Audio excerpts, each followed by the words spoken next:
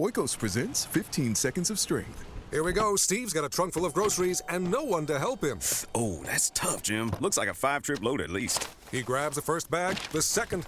Bob, it looks like he's trying to do it all one trip. He shimmies the door open, steps over the dog. Oh, and he stumbles. Oh, right into the kitchen without missing a beat. Jim, now that's a man who eats his protein-packed Oikos. With 15 grams of complete protein in each cup, Oikos Triple Zero can help build strength for every day. Oikos, stronger makes everything better.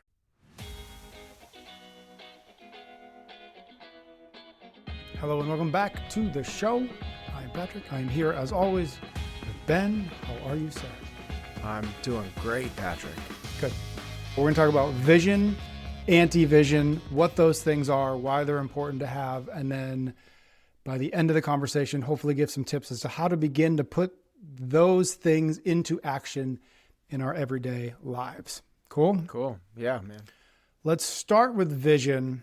It is something that you and I have talked about a bit before, but I want to do sort of an update. When you say vision, when we say vision, as we get into this conversation, what do we mean by that word? And maybe more importantly, what do we mean in terms of how we incorporate a vision into our lives? Well, I think what we want to do in terms of vision of our own lives, and whether it's a vision of our own lives or vision for a business or vision for your family, here's what we want to be able to do is lead ourselves. So in the terms of vision of our lives, we want to be able to lead our own lives. And in Stephen Covey's words, is we want to begin with the end in mind. So to continue to steal from other people, Jim Collins has really this is something I think about all the time now, which is the number one responsibility for a leader is to create a clear and compelling vision that is shared and acted upon by all. So if we want to lead ourselves, we need to create a clear and compelling, two really important words there, clear, like not fuzzy, not like I'd like to be financially free and healthy. No, like not that at all. Like clear, like what is exactly that? And compelling, something that you are excited to buy into. So clear and compelling vision that is shared, in this case, with yourself, that you know and acted upon, that you can then hold yourself accountable. So we've done this in a number of, we have a number of different components to this.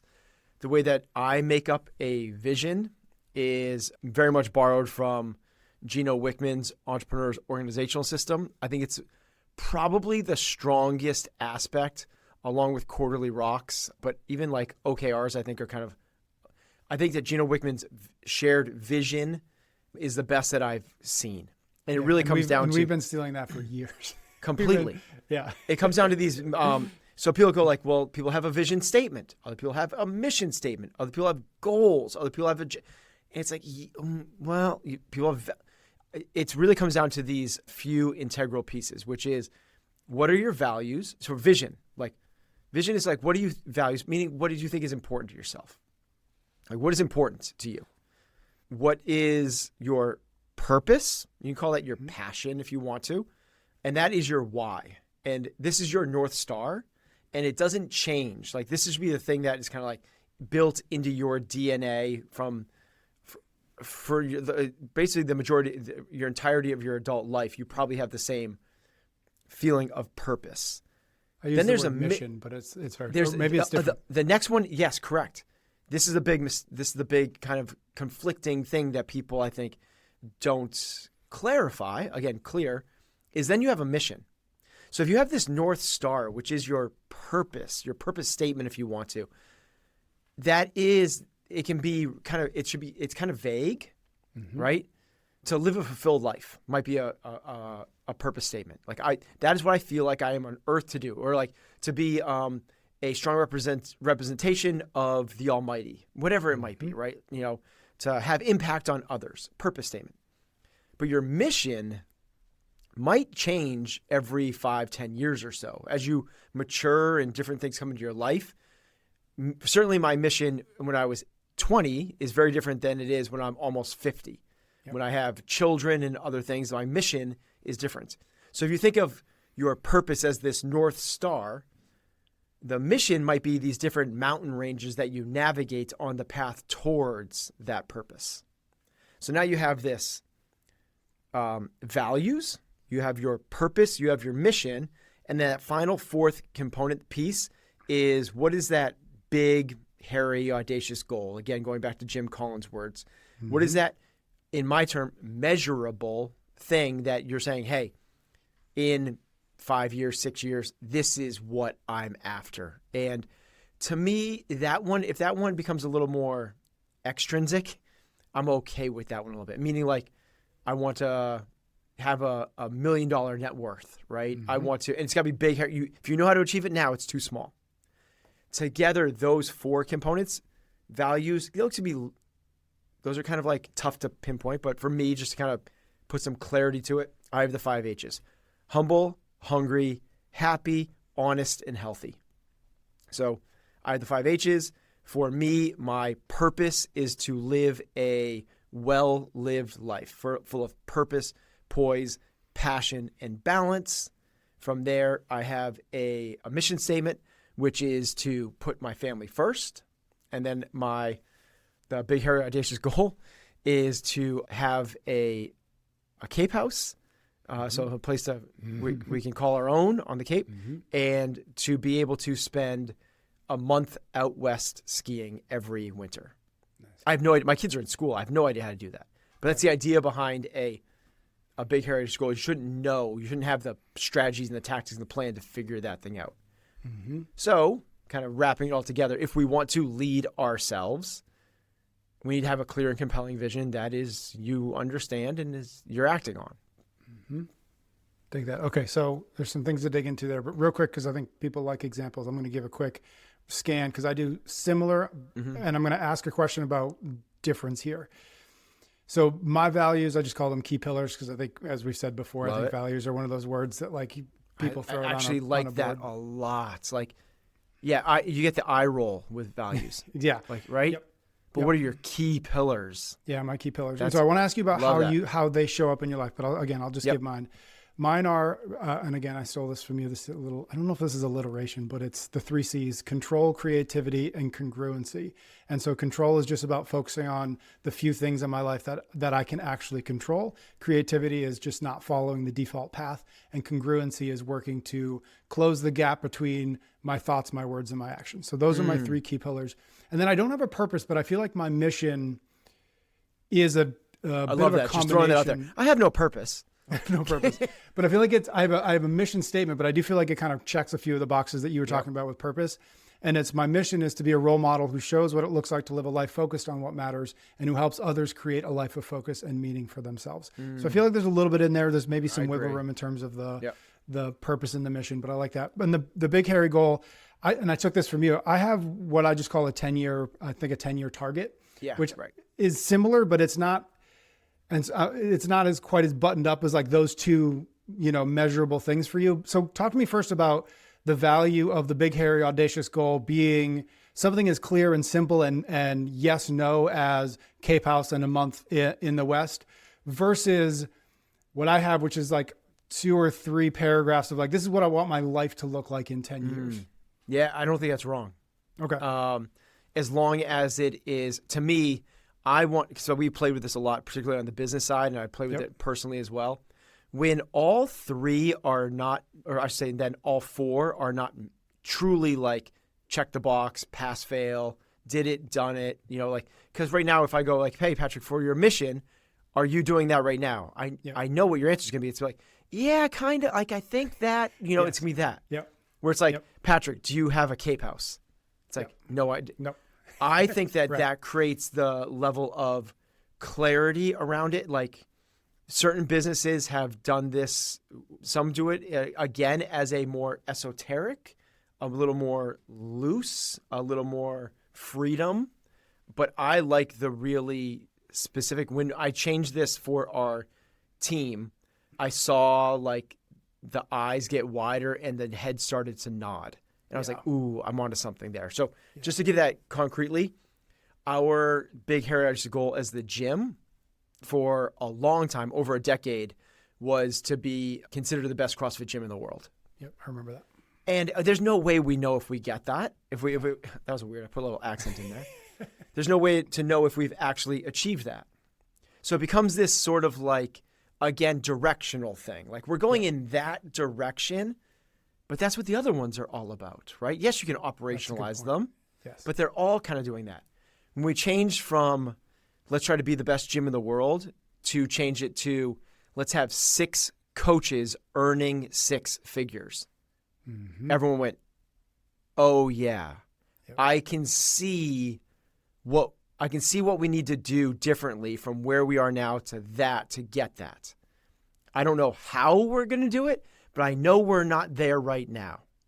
When I said the best CrossFit gym in the world, people are like, some of them are going like, oh, well, are we? Are we, like, is it wasn't as, the big heritage goal is supposed to be the ones that you go like, F yeah, let's go do that thing.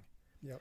Like the why is like what you wake up and you're like, you wake up every morning, you're like, I have alignment with my life. Like it's a intrinsic thing. Like actions are aligned with values. It's the kind of thing that ties it all together. Mission is, okay, to get to our purpose, what's the thing we kind of be focusing on in the next 10 years? Yeah, and you mentioned this a little bit right at the top, which is just the value of specificity.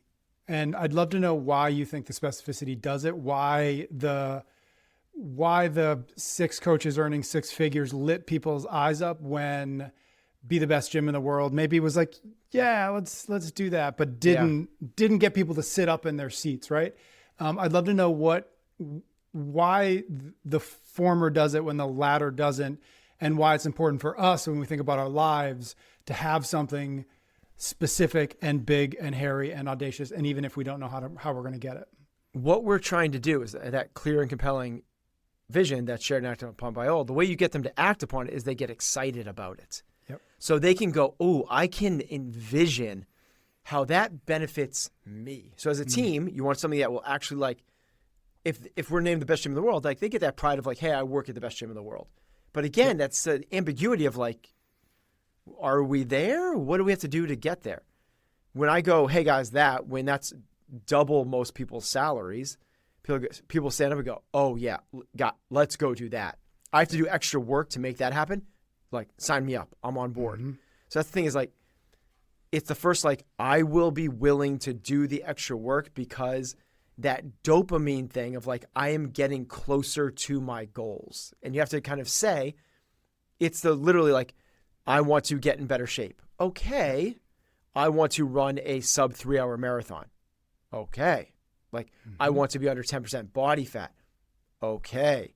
I want like that. It's a very specific part of it. So I think that some people might go, no, those are really transactional. Those are extrinsic. Those aren't the things that are going to create real happiness and fulfillment. I don't know. I think I would really love to be spending a month, because here's the other part is I do think that they all should be tied to, especially these personal ones.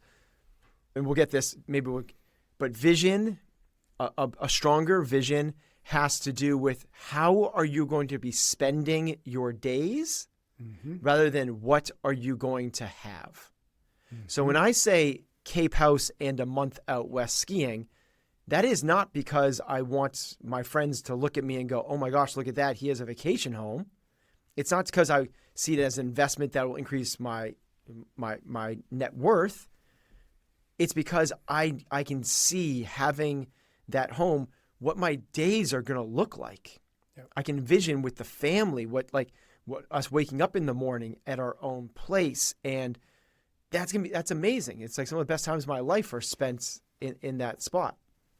Similar is if we are spending that time, I'm with my kids, like I'm with my wife. I have a calm.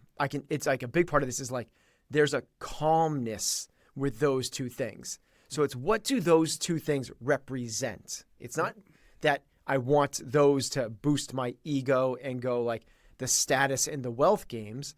It is, if I have those two things, those are representative of how of my everyday, what that's going to look like.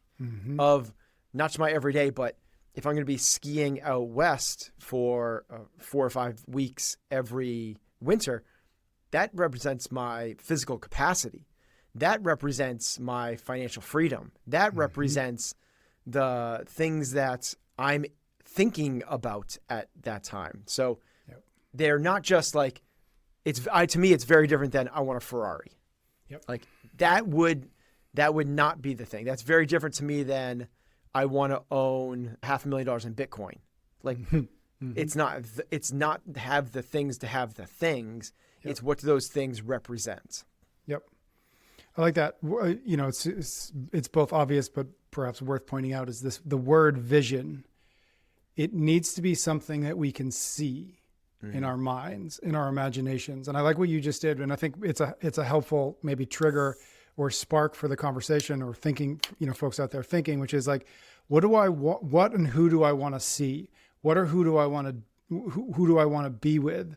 What do I want to feel? Right? Like these actual, like tangible things that you want in your life, that you want to be able to do in your life for the people you want to be around. Start with those things and then work backwards from, well, what does that actually look like? What is an exciting vision of a life that does those things? And I think that that's the beginning of, if folks don't have a vision for themselves, the beginning of creating or constructing a vision for themselves. I would love to know, before we move on to anti-vision, a two-part question. One is, do you get the sense that most people have a vision for their lives? And then two, if not, what holds people back from having this big, hairy, audacious goal, the mission, the purpose, the values, et cetera? What is the barrier that stands in the way of having these things, having this vision that will allow us to move in the direction that we hope to move? So to answer the first one, do I think most people do? The answer is sadly no, I don't. And the kind of understanding of that, or the reason I feel like that, is most businesses don't have this. Yep. Most businesses don't have the clear and compelling vision that is acted and shared upon by all. And the reason that they don't is not for a lack of understanding the impact it might have, but the twofold. First is the inability to pop out of the busyness and the urgency of the day to look at the more important, right? And we've talked about this a lot from Covey, urgent versus important. And they have to pay the bills. They have to cover for their employees. They have to make the next widgets. They have to manage the next partner relationships. And they don't create the time to be able to, and here's the second part, work through this as a framework. And if you don't have the framework, this is a messy process, because if I was to ask somebody that hadn't been exposed to this key pillars, vision statement, mission, and big heritage goal, and gone, what is the vision for your life? That you don't know where to start. And because you don't know where to start, you don't. Like if I ask you, like, do you want to get into shape? Every single person is raising their hand saying yes. And I say, okay, what are you going to do to get in better shape? And the hands start to go down. And it's the same thing with this. Like, do you want a more aligned, inspired, and fulfilled life? Every hand goes up. And I say, what does that framework look like? What does it look like to have an aligned, inspired, and fulfilled life? And the hands start to go back down. So when you allow somebody the space to be able to explore this with the framework, it's more like plug and play. It's more Mad Libs. It's more fill in the blank, as opposed to this esoteric thought experiment of, please come up with a vision for what your life wants to look like. And people don't know where to start. We're brought to you by Function Health, the health platform that gives you access to over 160 biomarkers to achieve true health, freedom, and peace of mind. We chose Function because it aligns perfectly with our pursuit of what truly matters, your health as the ultimate freedom to chase excellence. The old normal in healthcare isn't serving us anymore. When your annual labs only check 20 basic markers, missing crucial data on hormones, inflammation, and metabolism. Function Health is our awareness, intention, action framework applied to healthcare, giving you awareness of your body's true state through comprehensive testing, supporting your intentions with data-driven insights, and empowering your actions with knowledge. Their platform tracks essential markers like thyroid function, ferritin for energy production, vitamin D for immune resilience, and advanced cardiovascular indicators, all fundamental to maintaining the 5 factors of health we talk about on this show. Learn more and join by using our link. The first 1,000 folks get a $100 credit at functionhealth.com/excellence, or use the code excellence at sign up to begin your journey toward health, freedom, and lasting peace of mind. We're brought to you by Element, the electrolyte drink mix that supports your health with 0 sugar, 0 artificial ingredients, and all the essential minerals your body needs.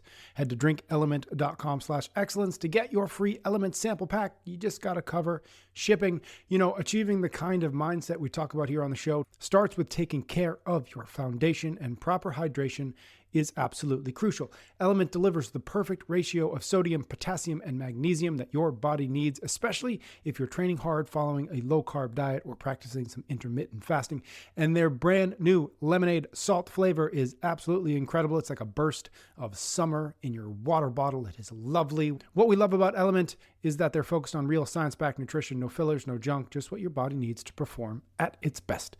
Get your free Element sample pack and learn more about Element at drinkelement.com/excellence. You just got to cover shipping for that Element sample pack, and do make sure you check out lemonade salt.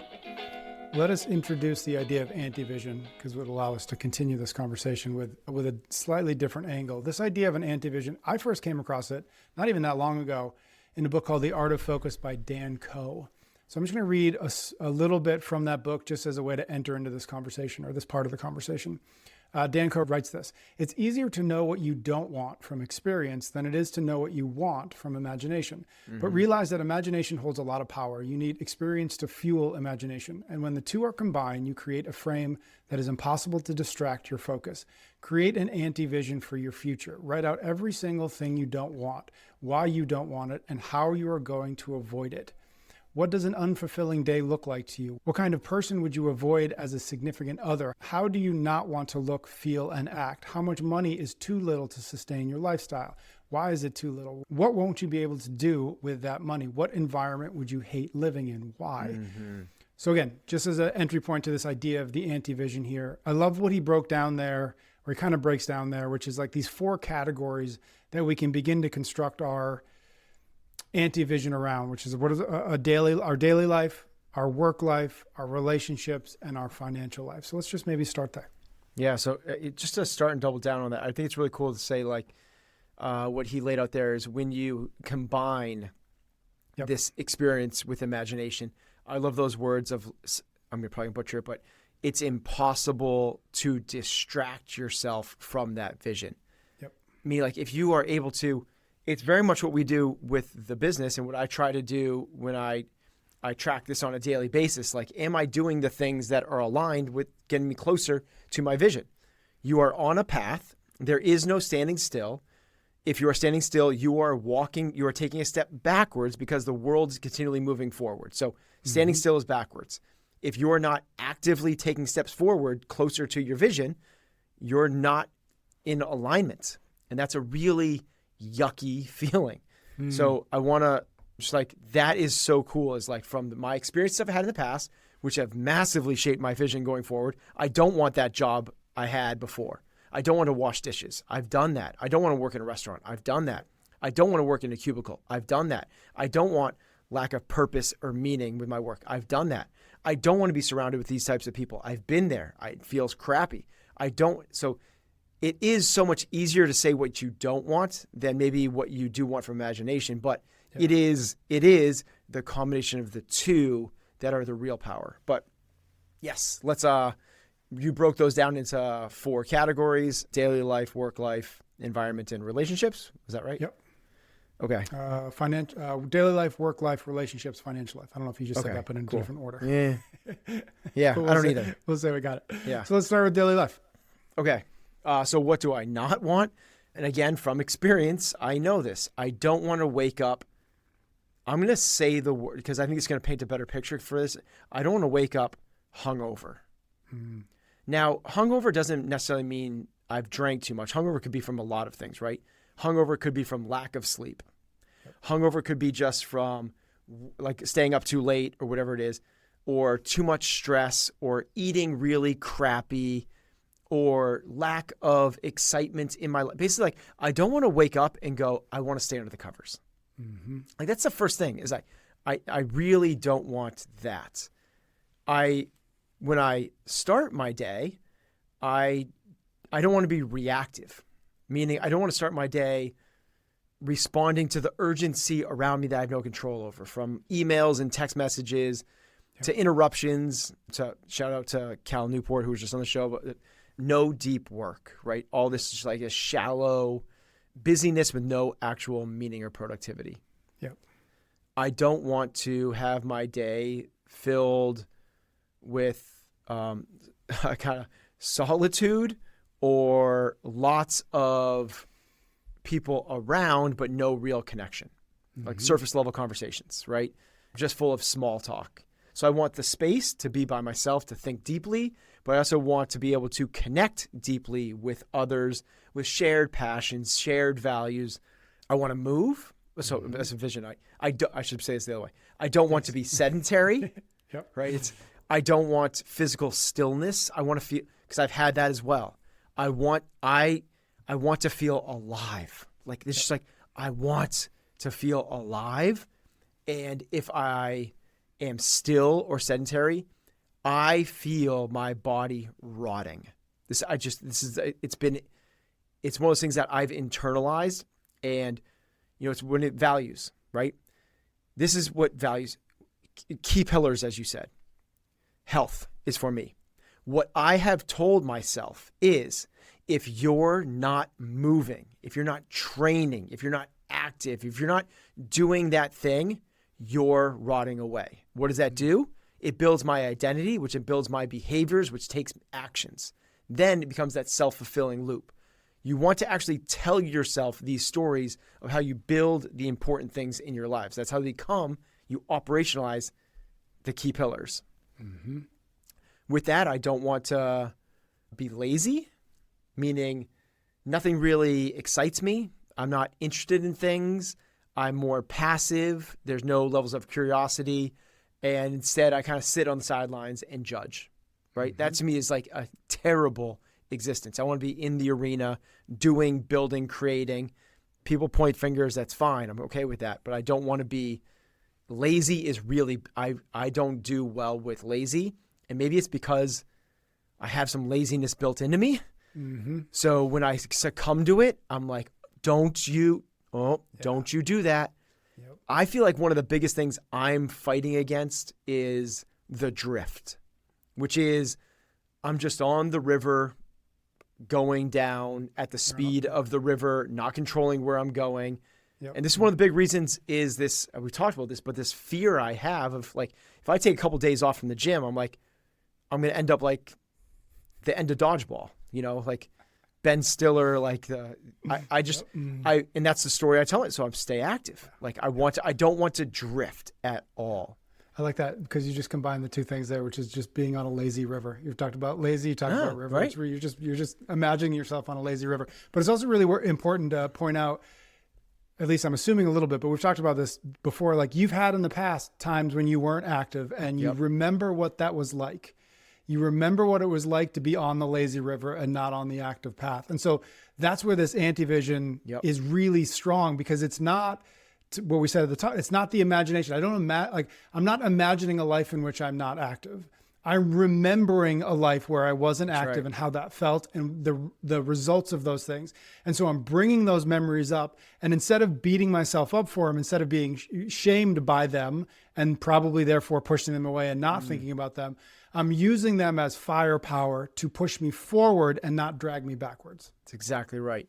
This is a big thing is, We've talked about this where I have a happy list on my phone. Like, what are things that bring me joy and happiness? What are things that if I do repeatedly, I feel will create fulfillment in my life? This is that opposite list, right? And the only way you create this list, either of those lists, is through experience. Yep. You go through that hard weeks of training and or launching the product and burning the midnight oil. In the moment, it feels really hard and challenging, but you go, wow, that was awesome. Yep. So then you realize that that's the thing that makes you feel awesome. These things like when I don't talk to my family, or I feel like and everyone's had this experience, like you're a little bit more disconnected. You travel and you miss the phone calls and you spent the day not talking to your family. You go to bed that night with this level of anxiety, of this disconnection, of this yuckiness. So of this wondering, right? Like take out the wondering in the bad way, not wondering of curiosity, wonder of like fear and judgment. So from these experiences that were suboptimal experiences, you now have this avoid list. Like, this is what I don't want this thing to look like. And this is the anti-vision. So maybe to round out like what the day looks like is, maybe the other things is there's just this like emotional immaturity, right? Which is like, again, this reactive thing, but not reactive to the urgency of the outside stimulus, but like this idea that like I'm not centered. I hate the idea of living a life where something from the outside can knock my inside off center. Yep. And I want to feel confident. I want to feel in control. I want to feel like I have agency over my life. I want to feel like I'm living in alignment. And here's maybe one of the bigger ones is I want that. I don't want that feeling, because I've had this as well, which is I've done something wrong and man, I hope I don't get found out. Right? That is such a terrible feeling. And it could be like, and as a kid, right? You snuck out of the house and like, hope I don't get caught. Like, terrible feeling. You just did something that isn't aligned with your values.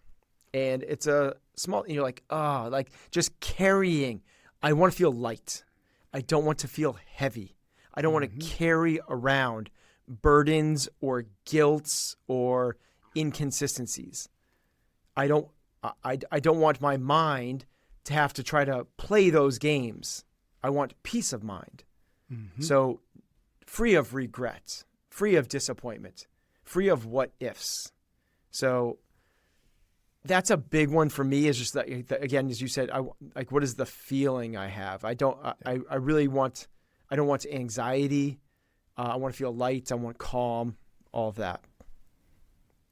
How do you, when you think about these things for an anti-vision, how conscious are you of the vision that you've also laid out for yourself? Or are they separate just in the sense of what you're trying to identify, or what we're trying to identify are those moments of feeling like I am not, like this isn't it, whether it's today or whether it's this month or whether it's my job or whether it's this relationship. How much should we try to connect or tie or align the vision and the anti-vision? I think they're one and the same. So it's just said which way. Are you pushing something away or pulling something towards you? Yep. Are you focusing on the haves or the have-nots? Are you the do's or the do-nots? Correct. So in my, I want the feeling I have when I am close with my parents. I want that feeling. So what do I not want? I don't want to feel distance, separate. I don't know which one I like, but it's that you ask an athlete, like, which do you like more? Do you like winning more, or do you hate losing more? And it's not the right answer, but it doesn't matter. It's both the same things, as you want a certain outcome. So in order for me to avoid the bad feelings I have of when I feel disconnected from my parents, now I put in the action step points, which is why I actually track these things. So I have, love as one of my things that I want to be paying attention to. And I make sure that I call my parents at least, a couple times a week. And that's really simple. I've also gone through periods where I don't track that and it goes off the rails, right? And I don't even realize I haven't done it because the the urgency and all the other things and the busyness take over. And you get like 8, 9, 10 days and you're like, oh my God, I almost don't even want to call them right now, because you start telling like, are they upset that I haven't called them? And now you're like, oh, I'm not going to call them today just because I just don't want to deal with that if there is sort of any like passive aggressiveness towards this. And there probably isn't, but I just want to, so you put off another day. It's like, holy cow. So how do you avoid that feeling where you're storytelling, where there's anxiety, where there's that unhealthy wonder? And the way to do it is to steer towards these other things. Good relationships. What does good relationship mean? It means that the frequency. For me, for my parents, it's frequency of, you kind of like go, okay, what is it for each one of these things? For Heather, it's a combination of a bunch of things, right? But one of the big ones I've realized with Heather is she is time and touch. Like she gets tons out of a hug, right? For my dad, it is about just frequency. Like it's like if there's as long as there's a conversation, it doesn't get weird. And even more so my mom probably. So it's like you understand from their perspective what's going to keep this thing going down the right path. Yep. Yeah. The little quote we started this with, this idea of it's easier to know what you don't want from experience than it is to know what you do want from imagination. And thinking about the question I asked a little bit ago about like why people don't have one of these and what to do to begin to design a vision for yourselves with even the framework that we gave, I actually think that sitting down and writing sort of what you just did for us, but in each one of these categories, daily life, work life, relationships, and financial life, is literally come up with, and this is kind of what I did when I first came across this idea of antivision, is like, I just want 3 to 5 things that explain what I don't want. Again, based on everything that I know, based on my experience, based on the context, based on where my life is now. And that's really, I think, a really good place, because once you have that on paper, you can simply say, not simply, but you can say, what is the opposite of this?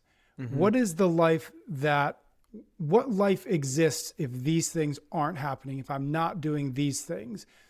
And at least it can begin to give you a first draft of what that vision might look like. And I think that could be really helpful for folks who maybe haven't sat down to create a vision for their lives. I think 10, 15, 20 things that you do not want, that you do not want your life to look like, and then just flip your perspective and say, okay, well, if that was a different person, what would their life look like if they lived according to that anti-vision? There's kind of 2 different approaches to this. One is like top down and the other one is like bottom up. And the vision exercise is like top down. Like, okay, what's your purpose? Like what do you feel like would give you a fulfilled life? And what is your mission? That's very top down. What are your key pillars? The other one, what you're saying, is bottom up, which you can go, what do I not want? And not even what do I not want, the antithesis that is my vision.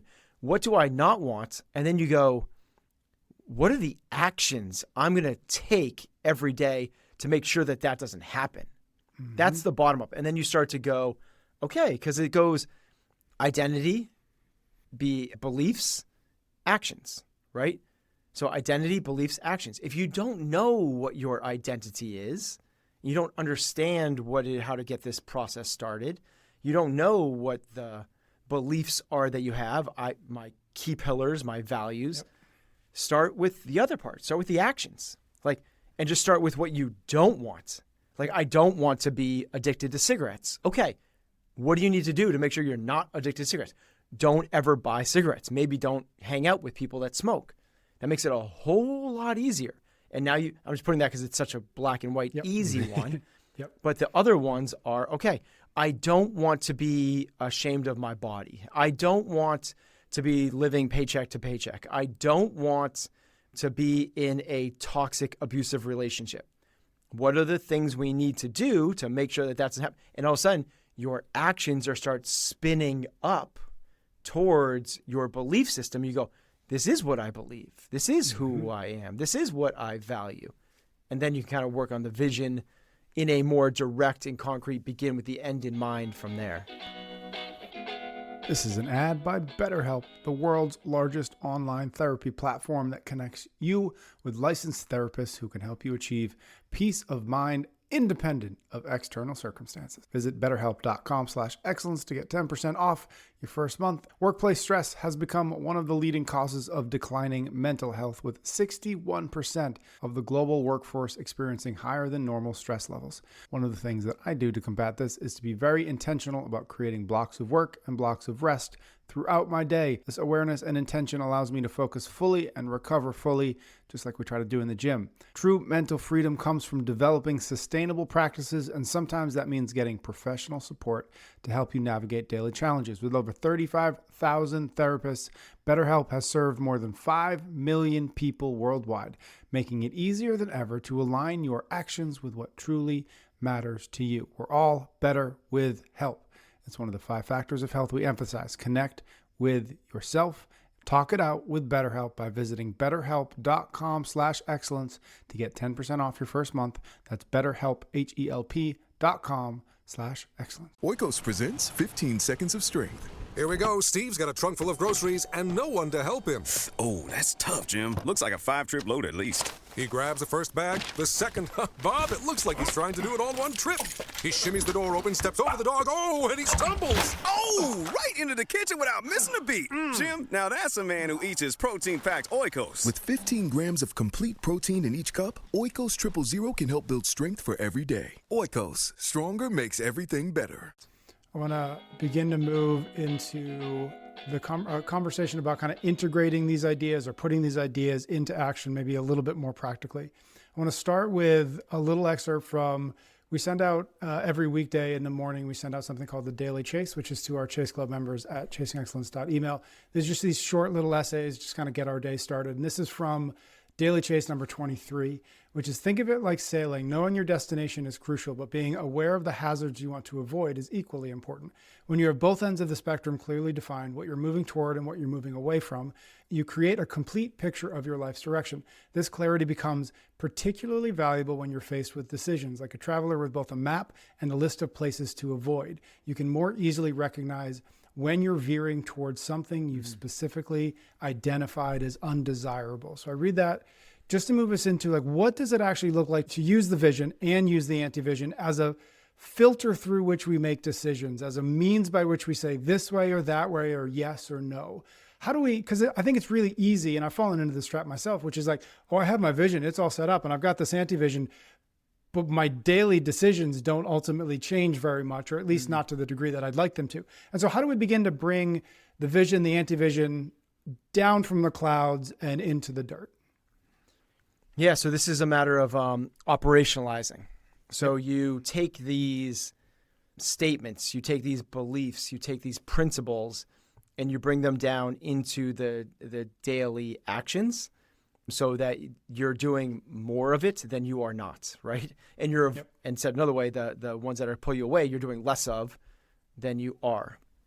So for myself, so I have what I'm trying to steer towards, and we've talked about this before, but I have 20 things that I track on a daily basis to make sure that I'm steering in the right direction. And every month, something might get tweaked of those 20, or something might drop off and a new one might come on. But directionally, they're all the same. One category has to do with my health.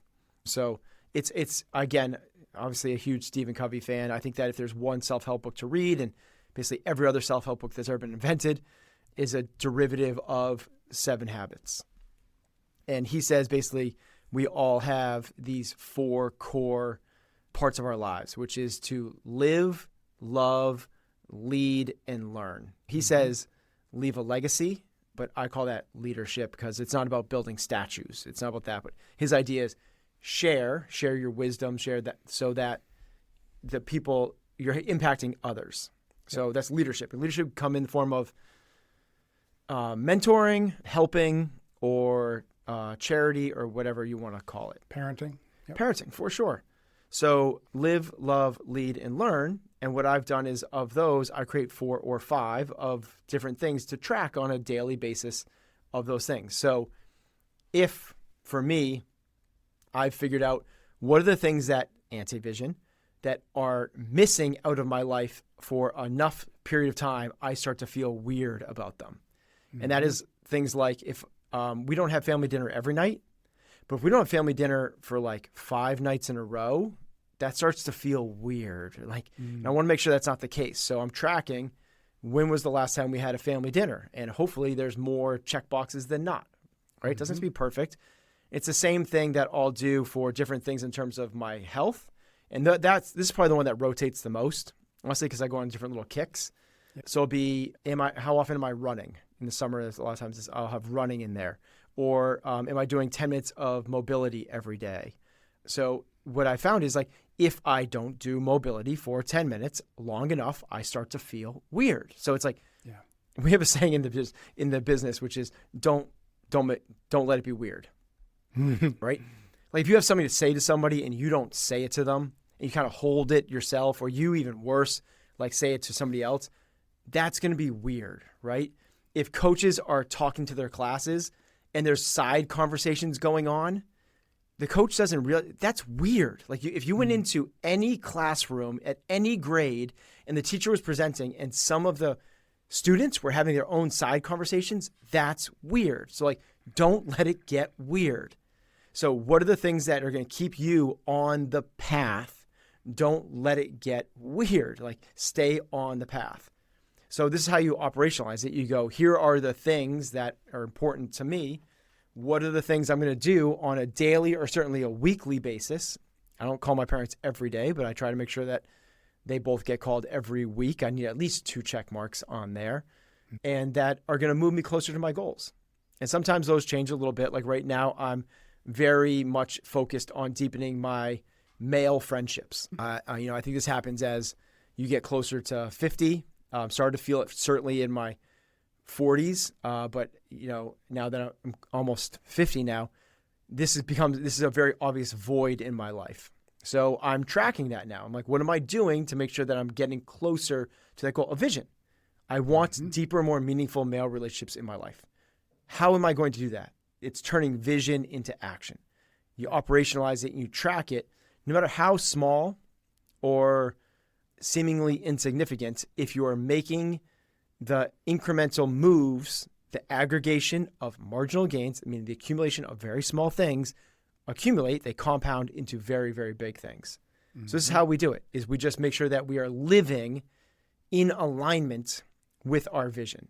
So a clear and compelling vision that is shared and acted upon by all. And I'm sure we're actually putting this into practice. Yeah. I did something similar with the tracking, obviously inspired by stuff we've talked about before.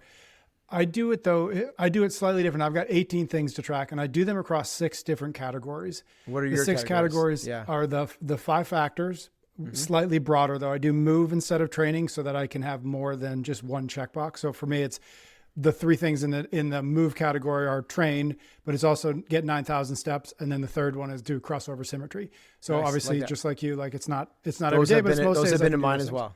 Yeah. I've tracked and so I do move, think, connect, rest instead of sleep, because again, sleep is pretty narrow. Sleep is like the number 1 of the check marks, but then I do other things like read fiction or watch comedy. And then I've got another one. And then the 6th one though is actually vision. And so I've got 3 check marks for vision, one of them being review the plan.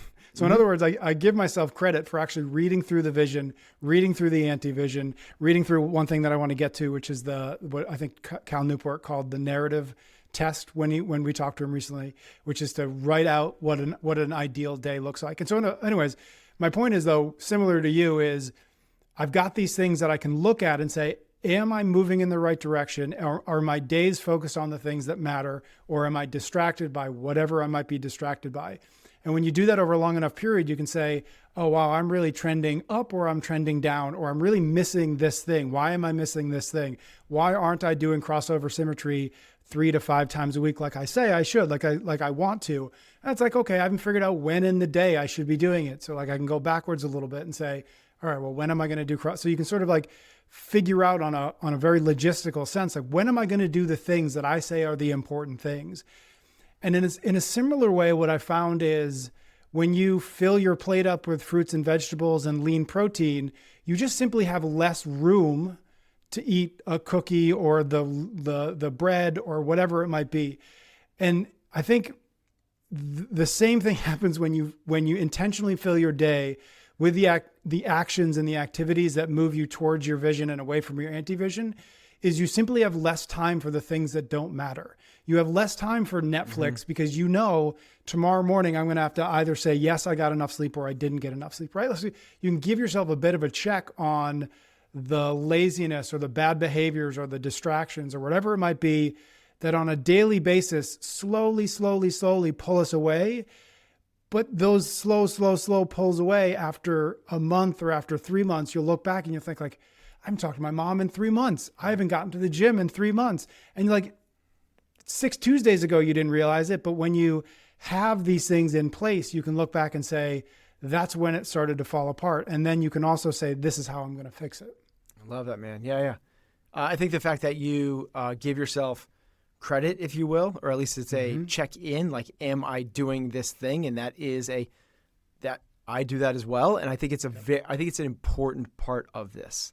Yep. Is that you're giving yourself credit for, as you said, doing the important things. Well, one of the important things is tracking this. Yep. So I give one of my checkboxes is like, am I tracking? Yeah, it'd be crazy to say no, like that's going to be there. It's going to be default. It's like, no, like if this didn't happen, it would feel weird after a while. So you want to keep that going. So that congruence. And then the second part is just that idea that we've heard a bunch is, show me your calendar and I'll show you your values. I'll tell you what's important to you. I think that's partly true because your calendar isn't always what ends up happening. Totally. The actual thing, it's kind of that idea that time isn't the most valuable thing. It's attention. Yep. It's not you being at the dinner table with the family, because you'd be at the dinner table with the family doing email under the phone underneath the table, and not really giving them attention. That could almost be worse than you not being there at all, right? Yep. So it's not time, it's attention. Well, it's not your calendar, it's the actions. It's what you're actually doing. Because you could have workouts in the calendar every morning, but are you actually going to do that? Right. And it's not even so much the calendar. You get no credit for putting it in the calendar. Right. And there's a lot of things that don't get put into a calendar, right? Like I don't have call mom on the calendar. I don't have hug Heather on the calendar. Both of those things are on my checklist. Like literally I have a checkbox every day. Did I hug Heather yesterday? Yep. Because I know how valuable one of her love language is physical touch. Mm-hmm. And she feels that. She feels love when I do that. There's nothing more that I want in my life. My first principle is family first. ... If they need me, I come running. That's what I like. What does that mean when you say family first? Well, it just means that if push comes to shove, you ask how do you actually make decisions?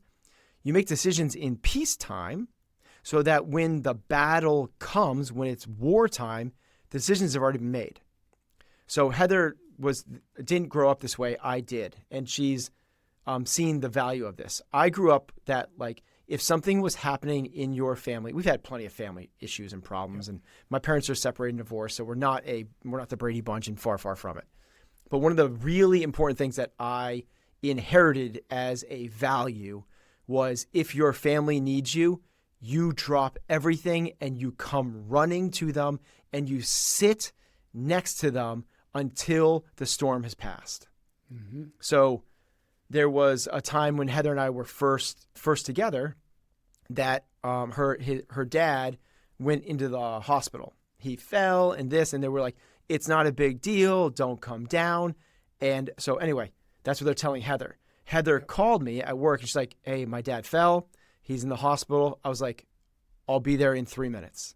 And she's like, be where? I was like, I'll be home in 3 minutes. We're going to drive down to Connecticut and go see him. She's like, I've seen your calendar. You have like 6 meetings this afternoon. I was like, doesn't matter, right? Like, it is that thing. So I'm setting it up ahead of time, because otherwise I go, yeah, you're right. He said he's okay, and the doctors don't think it's a big deal. Cool, because I did have these 3 meetings. It would be kind of a big deal to kind of reschedule those. One of them is really important. It's a potential partner, and you justify it. Mm-hmm. But then now what we're doing is we're not living in congruence with our values. You said beforehand this was the way we were going to conduct ourselves. Now, because you're truly up against it, there's no decisions. You go do those things.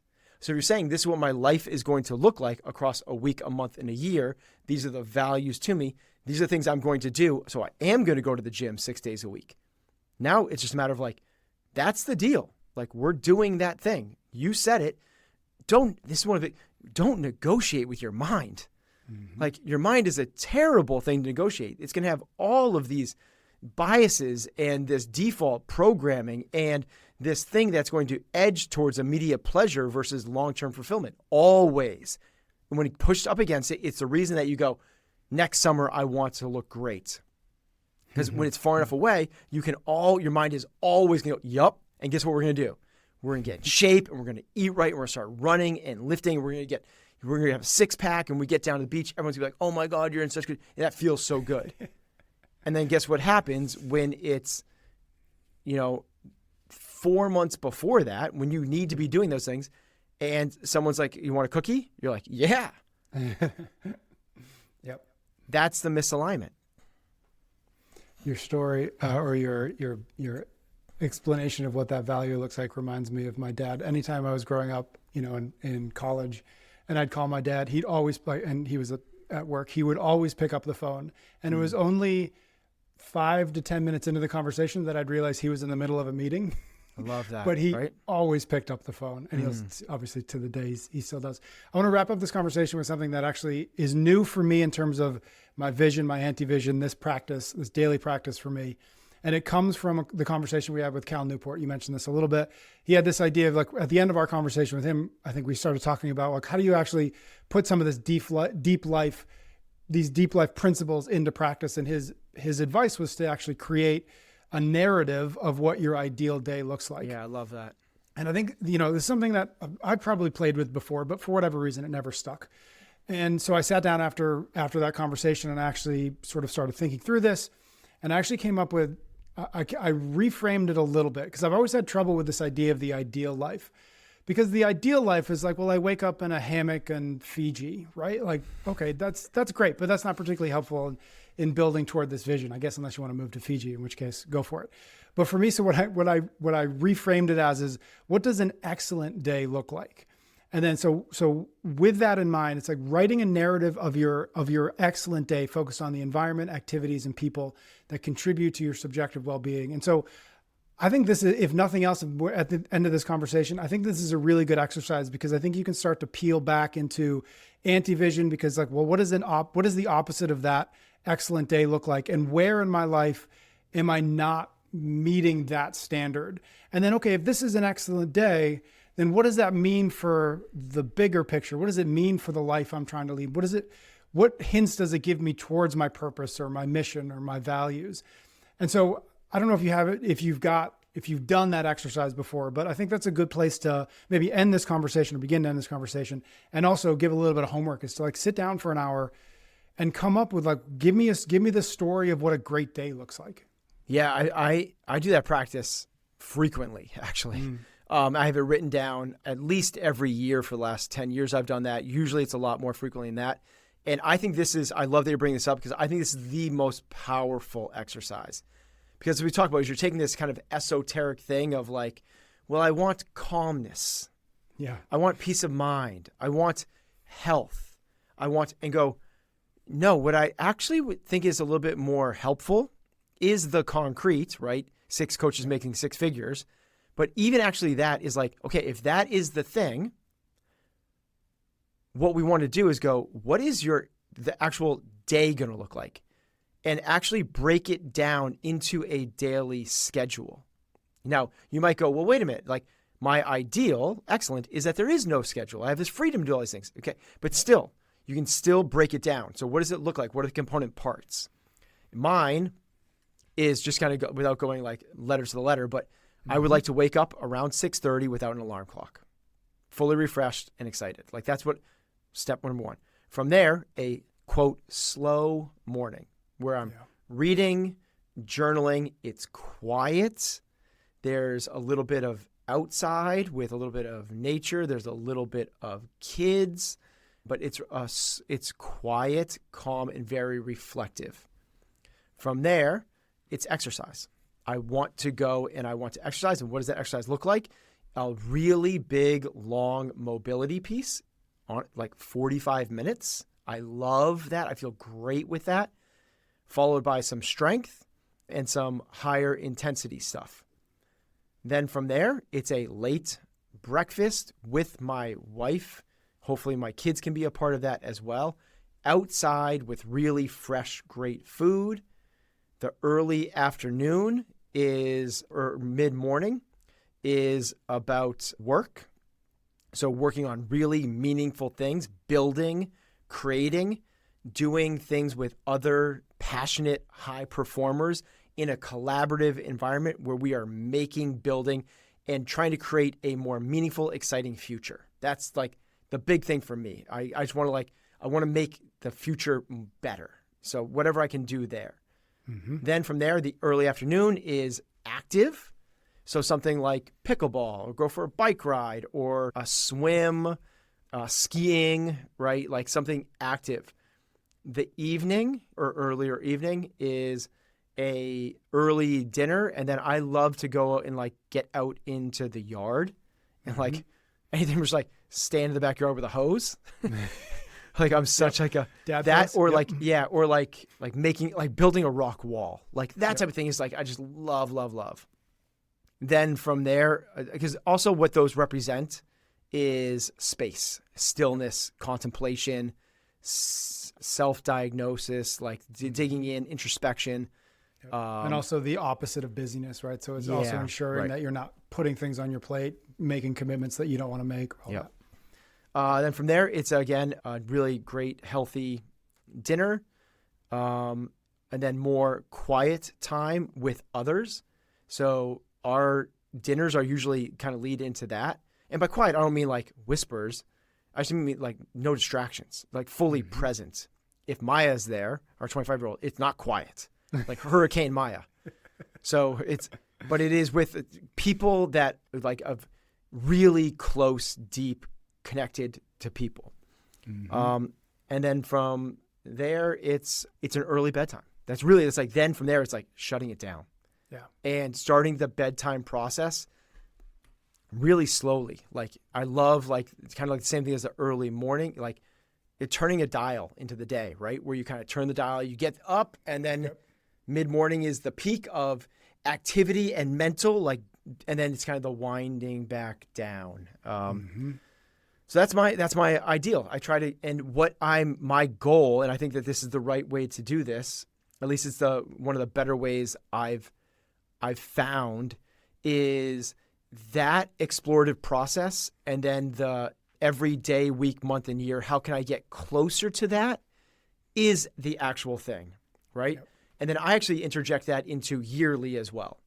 So meaning I want to have a quarterly adventure, right? So in the summer, I want to be spending majority of my time on the beach, on the Cape with my family, on boats. And then in the fall, I want to do some sort of hike or some sort of outdoor thing. Winter, skiing, hopefully out west or big mountain stuff.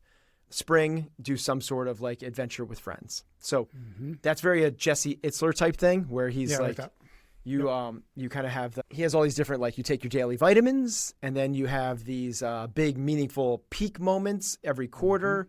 It's like kind of like a inflection point. So you get out of the routine and you have kind of these, you're lodging onto meaningful memories.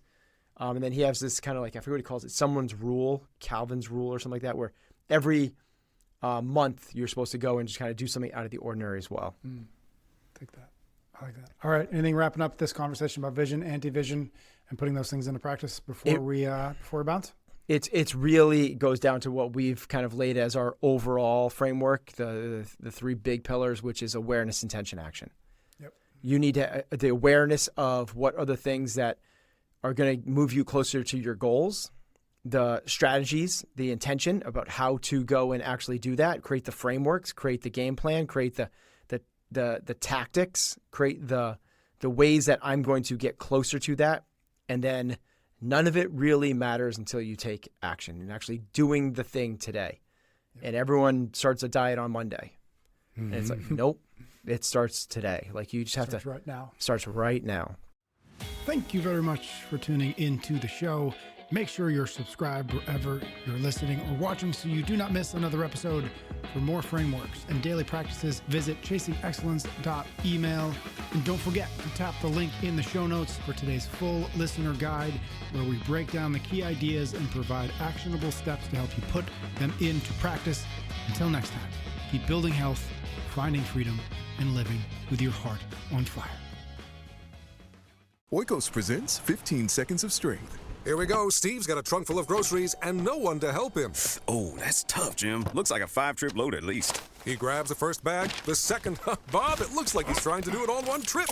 He shimmies the door open, steps over the dog, and he stumbles. Oh, right into the kitchen without missing a beat.